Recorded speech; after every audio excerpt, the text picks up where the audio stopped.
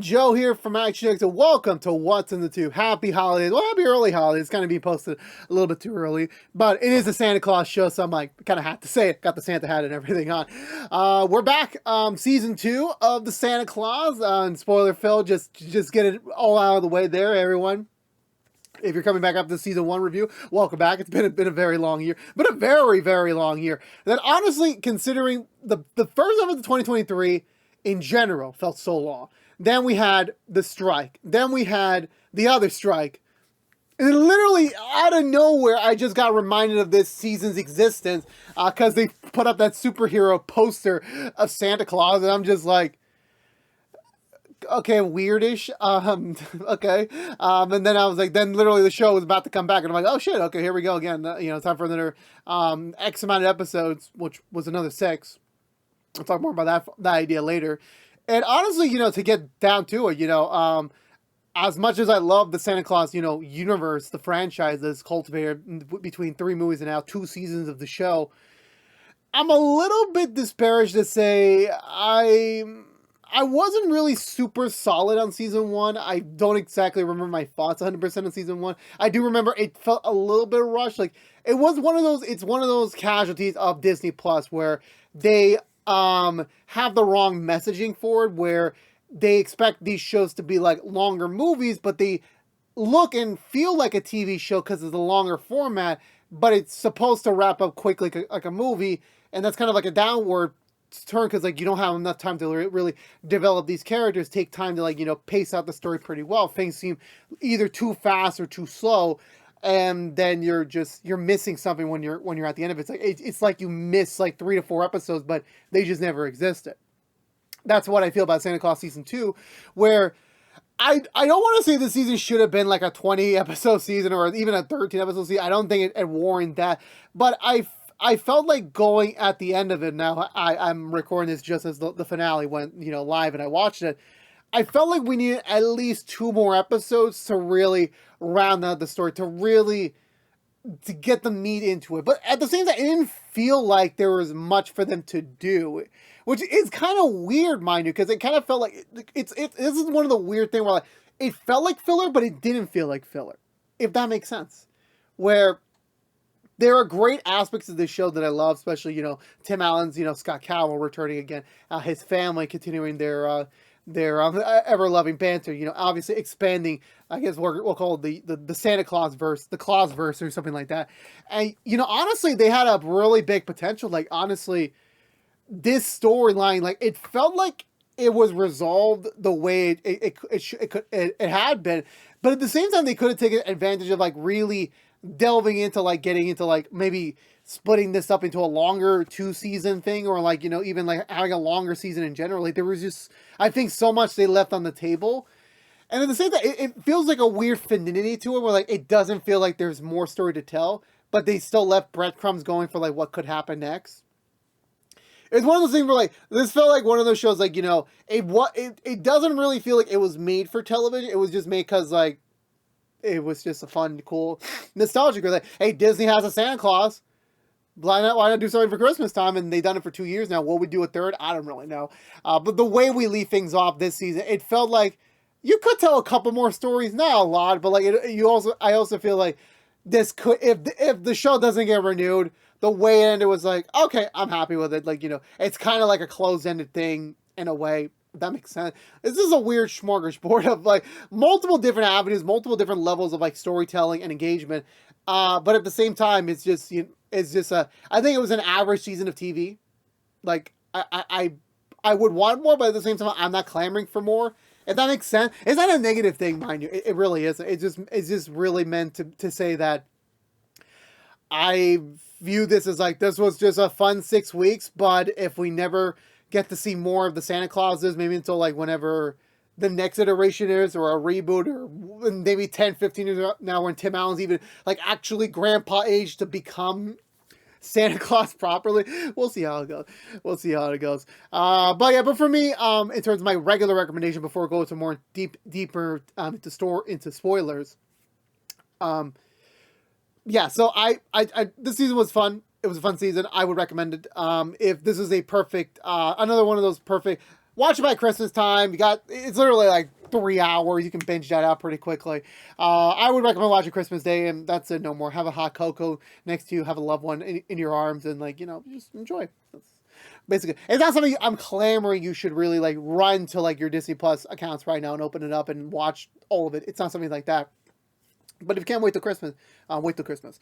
But yeah, so now going into spoiler territory a little bit here, where like this season felt the most like follow-up season that a follow-up season can ever will be. It's like we're immediately firing all cylinders. Like, what is the next idea? What are we gonna do? Like, we're gonna do this. We're gonna do that. Like every character from season 1, they're back. They're ready. We already need to kickstart the next line of development for them.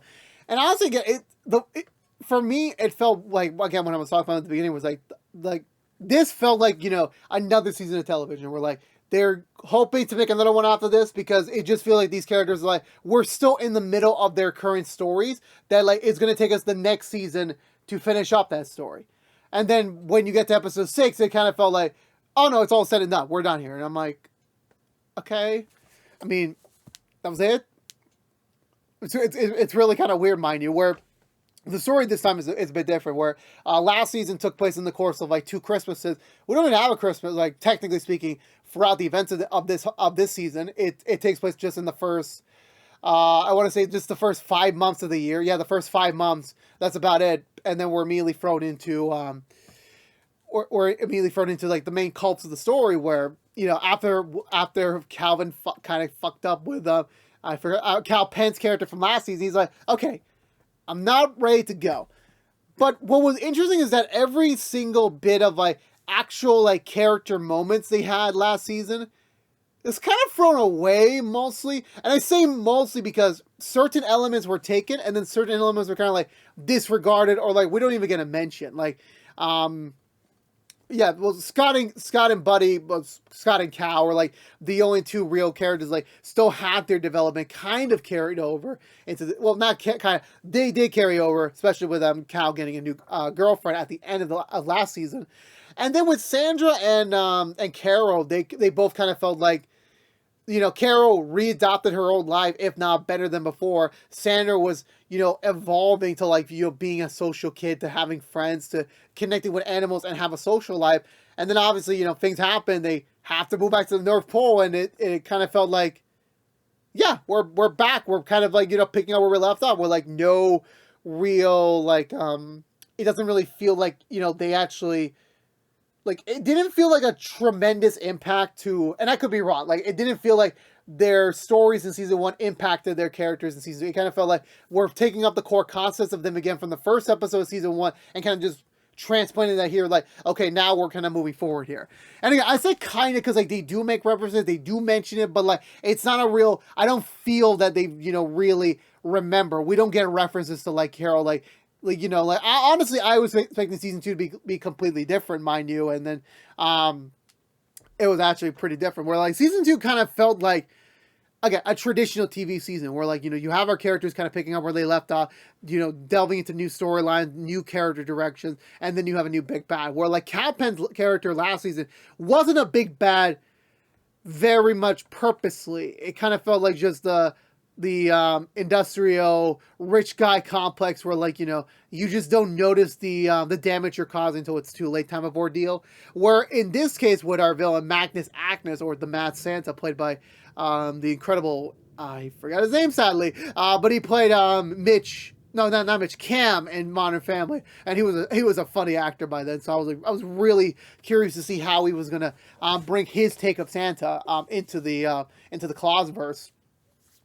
And honestly, for me, like, I think this was like another recent new villain of like, again, maybe it's just this year with villains has been like either they're amazing or they're like meh. And like, he kind of falls in between madly. Like, I don't feel like he's the best villain of the entire franchise. And again, like, it's not that much competition. It's either Cops or Robot Santa or Jack Frost, Cal Penn, or Matt Santa. For me, but I think Matt Santa is in the top 2. I think, Jack Frost can't be beaten. His comedic style. You can't top Marty Short. You really can't top him. But what he brought to the role, Eric Stromstreet, that's his name. I could butcher it again. His last name was kind of like a mouthful.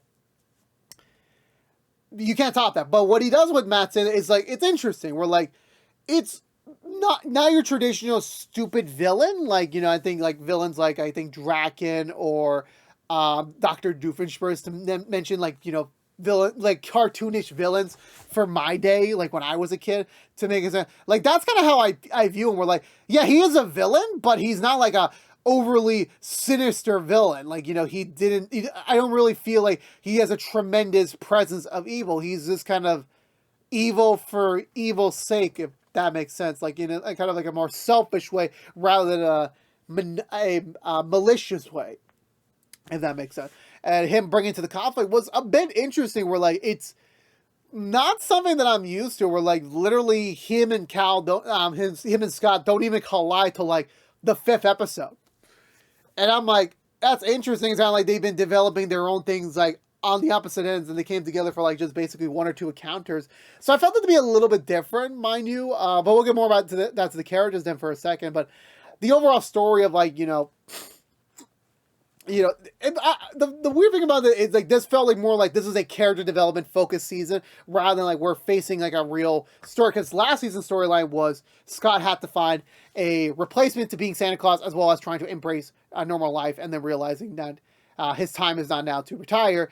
It didn't really feel like this season was really anything, mind you. I could be wrong again. Like I know it's about the sense of purpose and like trying to figure out what are you meant to do in this world? And I know that's the overall theme. Purpose is the theme for the season, but for me, it's like, the real story, like, an actual like story is like, well, yeah, there's just 2 conflicting forces, protagonist versus antagonist.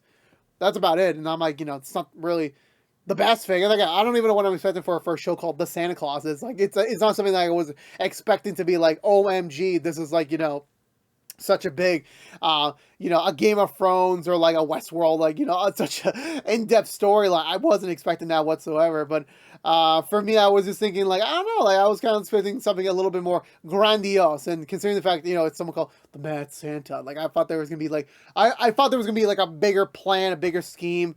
And like, again, this for me, I kind of felt like they were setting this up to be like a 2-parter season, where like season 3 would have been like Matt Santa taking over, which again, kind of my spoilers for like the end. We're like, yeah, he doesn't take over anything, because that's just how it is. It's a self-contained season, which again has its positives and its negatives. So be that as it may.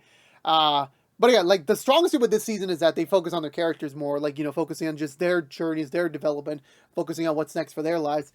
And I do quite think they do develop them pretty well. I do also want to admit before I get into that, like this is like, of the 2 seasons, is the most that connects more to the legacy. We brought a couple more legacy characters. Recasted one for a weird thing. They recasted Easter Bunny with an actor. I should remember his name on the top of my head, but I don't remember 100%. I do apologize. That was kind of weird because like you kept the Cupid and Sandman's actors, but you don't keep the Easter Bunny. And Mother Nature's not even there. Father Time, I'm pretty sure the actor passed away. No offense. I'm sorry about that. R.I.P. But Mother Nature, like, she's not even in here. Like, I don't know. I really don't know what's going on here. On to the characters, mind you. Scott, I feel like this season he kind of just felt like more like, he's just his playful self. Like, it doesn't really feel like he learned any developmental things. He just morally, like, just had to learn the grand lesson at the end. Like, he was kind of oblivious to things where, like, he is realizing like, okay, family is what's important. So what should I do so that I eventually can retire? I'm going to make my son the next Santa Claus. And I'm like, okay, that makes sense on paper. Father-son business, carrying on the torch. Santa wasn't even considered. It was just like, Cal is Santa. I'm like, okay, that's fair. But like, unlike you, where like, the real meaning of the first movie was that, Scott was living, a very cushy life, not perfect. He definitely had to sacrifice some things to get to where he is. And then when he became Santa, he remembered what he lost, and he, realized what he had lost along the way of his development, where like, that's why he had to come back. Cal hadn't really have all that. Again, Cal only just went to the real world. He fell in love, and then he got pulled out of it. So I'm like, I don't think there's enough life experience. And again, we don't know how the other Santas became to be in power. We don't know any of that. But still, like, just in general, like, kind of feel like, Cal hasn't earned it yet. He hasn't really, like, had a real purpose to do so yet. And at the same time, it kind of falls back into like, the number one thing with most TV shows that, is the main reason to why certain things are dragged out so well, pretty, appropriately, is because they don't talk. Cal doesn't tell his dad, hey, look, I'm sorry, I don't want to be Santa right now. I want to spend time with my girlfriend, be in love, go back to high school. And, Scott's kind of like a little oblivious to like everything, mind you. He's just like kind of just doing his own thing. It's like the most Tim Allen Santa Claus that we can ever will be in the entire franchise so far, which I don't think there's anything wrong with that. There really isn't. But again, that's like one of the kudos is like, when you have a 6-episode season where like there really isn't much room to do a lot of things because like you're so restricted to like that, not even like that 3-hour program. Like it almost feels like a movie. It like feels like just 2 movies in one. And it didn't really feel like it like at times because like this is a TV budget. So I'm like, you can't really do all the crazy things you want to do. But once again, Tim Allen does kill it as Santa. He is like, for me, like he is Santa Claus. Like when I eventually, whenever my kids are born, like I do eventually want to show them those movies and then like hopefully make them like he is their Santa Claus. Like like when I think of Santa Claus now, I think of Tim Allen Santa Claus. So he still perfectly fits the role pretty well. Speaking after all this time. Carol, for me again, like my one critique was that all of her like real like like, I understand she had, like, the greater good in mind, like, to be Mrs. Claus and everything. That was her journey in season 1 to make Mrs. Claus herself, to make herself feel important. Not important, like, trying to be important, but, like, trying to give herself purpose in the North Pole, really. Because, she tried that school thing in 3. We forgot all about that school thing. So, like, I'm assuming it shut down because, like, there's no reason to. But yeah, so her this season, it's like, she just immediately skips over everything she kind of got to experience, like going back to her, like, real civilian life again before she met Cal, before she met Scott, and then coming back into, like, to the North Pole, you got to see her, like, like, once again, they're like, what am I going to do? I need to make myself important. I need to have my, like, what is my duty here at the North Pole that isn't just being generic Mrs. Claus? What is the thing? And her thing is like, I'm going to join the elves, the police force that only has one member, and I'm just like, okay, that's what you do. And again, like she actually like is the most connected to like the side stuff, and then the main Magnus Antis stuff, where like she's kind of like in the middle ground, where like she's still kind of dealing with Scott's antics in a way, kind of dealing with like the family stuff, but at the same time she's on the trail for like Matt Santa, whenever, regardless of what she knows about it, really. It kind of felt like she was just there at times, like again, she's a great mother character. She's a great partner to Scott and everything, supporting them along their way. But like, it didn't really feel like she had much to say this season. She goes for the traditional like daughter growing out of the coop, mother trying to stay involved in that life sort of ordeal, which I'm like, again, can be interesting if you do it right. I just felt like it was more like a hindrance, mind you, where like, it was like, we have to get her involved in like so many places.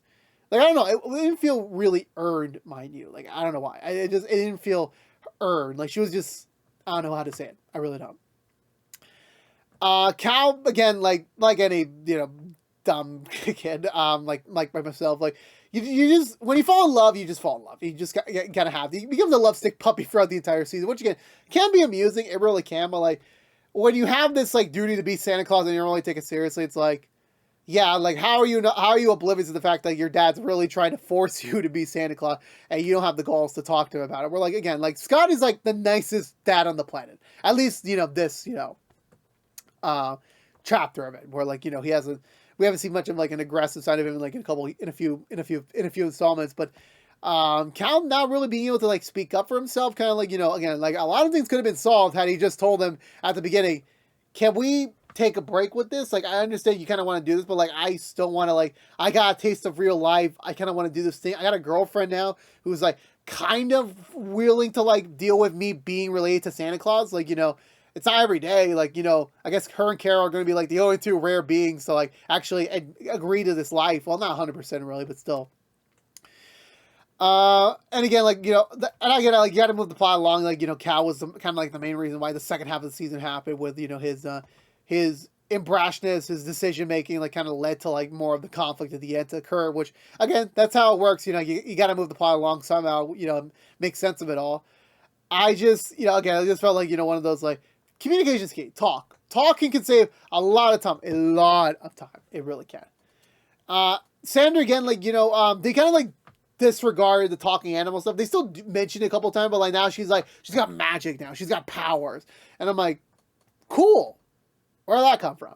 And again, they sort of set that up last season again, but like this season was kind of like, she's got magic now. Okay, we have La Bufanda, who is this like new character. Like let's combine them. Let's give them some scenes together. Let's like get that storyline going there. Which like again, it worked, but it seems like it was just kind of like a random introduction. Like again, like everything that she kind of like physically experienced in season 1, like kind of like wasn't really fully acknowledged and fully utilized this season, mind you, and like it kind of felt like it was like kind of its own different thing, mind you. Also, La Bufanda became a much better, enjoyable character this season than last. They definitely gave her like an upgrade. Then going into Noelle and Betty, where like for some weird reason Betty was sidelined this season with Cribble Crabble, and also shout out to the production designers who gave the elf their own Santa Claus card. And the elf, the Cribble Crabble clause, which I'm like, every time it's got to be like, we need a new clause. And they're like, okay, Santa can't have more clause. You got the Mrs. clause, you got the escape clause, you got the successor clause. What is next? Now it's like, okay, we can't do it anymore. We can't fit any more tiny text into this box.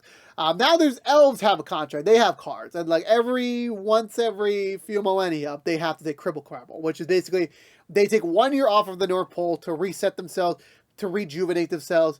So basically they miss a Christmas, and it's Betty's turn. And Betty has prolonged doing her own Cribble Crabble because she wants to, be there. She wants to work on it, especially right now with like, Scott wanting to try and pivot this to like having Cal, who has, no life experience to be Santa Claus yet. He's just going to be trained on the basic function.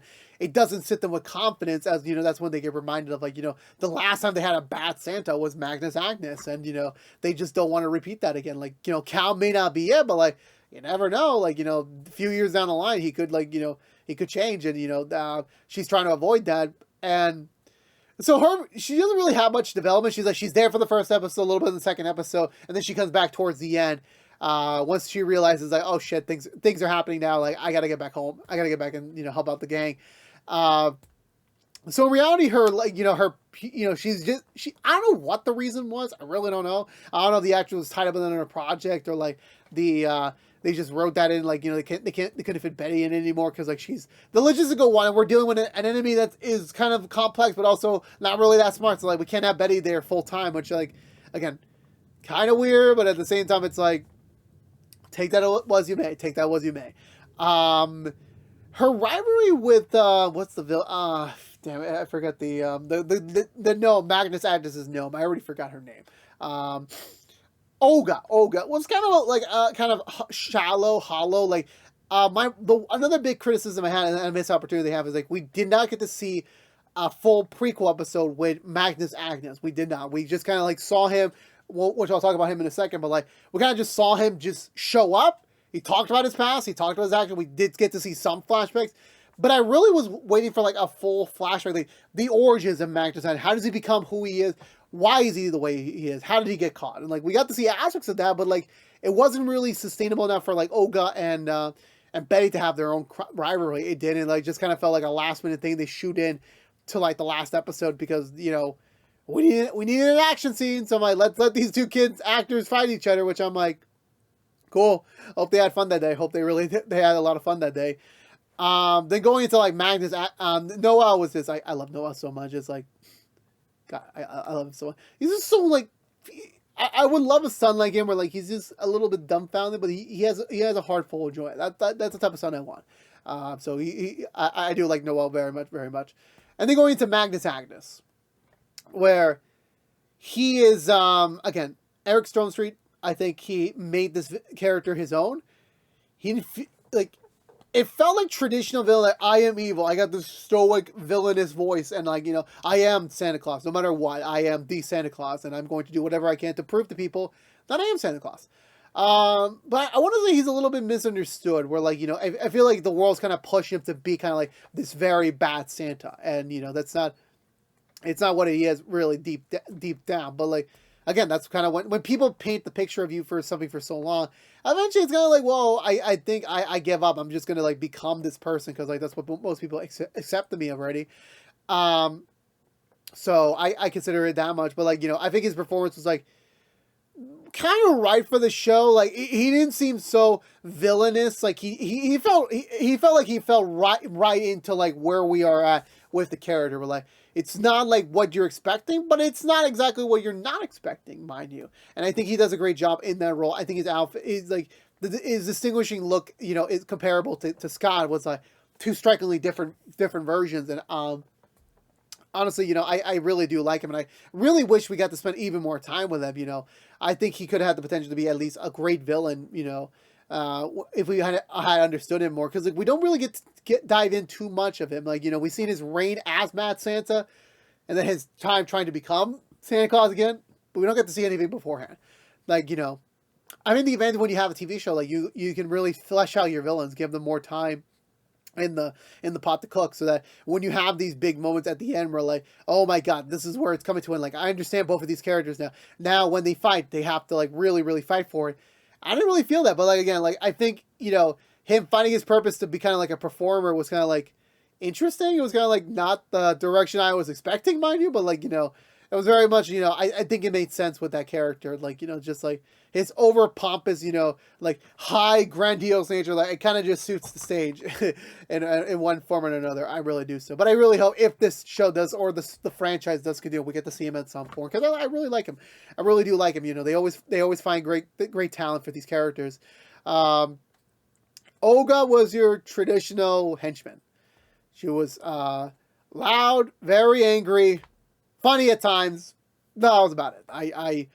Again, I wish we had spent more time with these characters in like a really vulnerable way. They kind of just been like next toxic thing, next toxic thing, and I'm like, okay, I get what you're doing. But I'm like, come on, like can we get back to like actually getting more deeper into your character? Like that's it's a TV show. That's kind of like what we really need to do. But like Disney Plus shows kind of are like a movie. They kind of feel like a movie because you don't spend much time with your villain. So that works out. And finally, some Latino representation in this franchise. Like, I'm very happy that we got the one and only Fluffy Gabriel Inagres to play a character on the show. I love Fluffy so much, but I haven't seen much of his stand-up. I've seen clips of it online via that show, or his show he did on Netflix for a couple of years. I just love him. I really, really do. I think he's one of the funniest Latinos out there.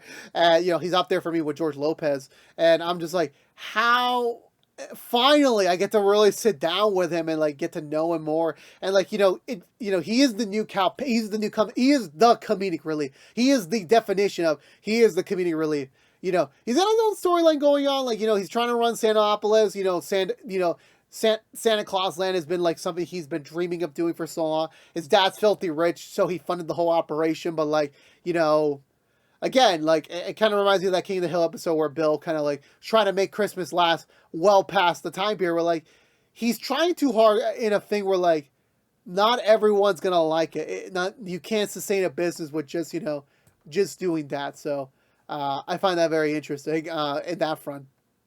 Also, in a way speaking, it's a much more successful version and a much more humane version of what Jack Frost was trying to do in 3. So that all makes more sense. But I love him. I really, really do. So I might actually check out his show like on Netflix. I think it was Mr. Ignaris or something. I don't know. I'm gonna check that out. Well, I don't have Netflix anymore, so never mind. But I will check him out. He's like such a funny. I loved him in this show. I really, really did. Hands down, I think one of the best parts of it. But again, like for me, like personally speaking, like as much as I like the characters, I felt like they could have done more with them. I wish this was a longer season, by maybe like 2 more episodes, even 3 more episodes. Give me that. You had the time. I don't know what the hell is going on really, but like it is what it is by that point, which is how you make a TV show, especially when like you're coming from a movie, setting to like now TV. Like you're gonna lose some things, in the effects of things, but like. I just really wish we could have saw more. Like, I would have liked more to like get these characters a little bit more developed, get them spend more time with them, have more scenes with Santa and Magnus Antis. It really felt like they only had one real scene between them in the entire damn season, and he's supposed to be the villain. So I'm like, 6 episodes doesn't always have to be 6 episodes anymore, Disney. You can order more. Don't be cheap, but regardless of what it is, how the season ends is like, it kind of feels like that conclusion. Scott's giving Cal permission. You want to go off to college, explore the real world a little bit more. Go ahead. Like, that's, if you want to do that, you go do that. Sandra is going to keep working with La Bufanda, like really honed in her magic even more so. Betty and Noel may never return, even though like their character development says otherwise. But like, it's one of those like, just in case we get canceled, sometime we get that season 2. Like Disney Plus has a history where like, you get season 2, you don't get season 3. So I'm like, at least they fought ahead. Like they thought we could be canceled. Let's at least end this on like a very somber, fitting note to like make sense of it all. Which, it makes sense in the end why they did that. So I do appreciate they did that, where like they gave all the characters happy endings. They kept it open ending, still keeping it like the family still together. For now, what might be in the future, who knows? But for me personally, I enjoyed season 2. I think it's on par with season 1, but I already don't think these are like the best seasons of TV. I still think they're fun. I think these are just fun television seasons. They're good at the bare extent of things. I just would like more, just for the sake of it being more cohesive, to be more well put together. But the last thing I will say is that Tim Allen is forever Santa Claus, no matter what. And I will hold that for the end of my life, no matter how much longer I live for. But I believe that's going to do for me today, everyone. So for me, go watch Santa Claus Season 2. You can go watch them. All 6 episodes are live right now on Disney Plus for your viewing consumption. Let me know in the comments below what you think of this season of the Santa Clauses. Did you love it? Did you hate it? What did you think about it? I would love to talk about it down below, as always. But I believe it's going to do it for me today, everyone. So again, thank you so much for watching. This has been Joe from ActionX. If you want to see more content like this one, please subscribe to us over here on youtube.com/ActionX videos. Ring that bell, follow us on social media, and of course, like us anywhere you see us. But until we see each other again, have a happy holidays, stay safe out there, be good to each other, and as always, peace out.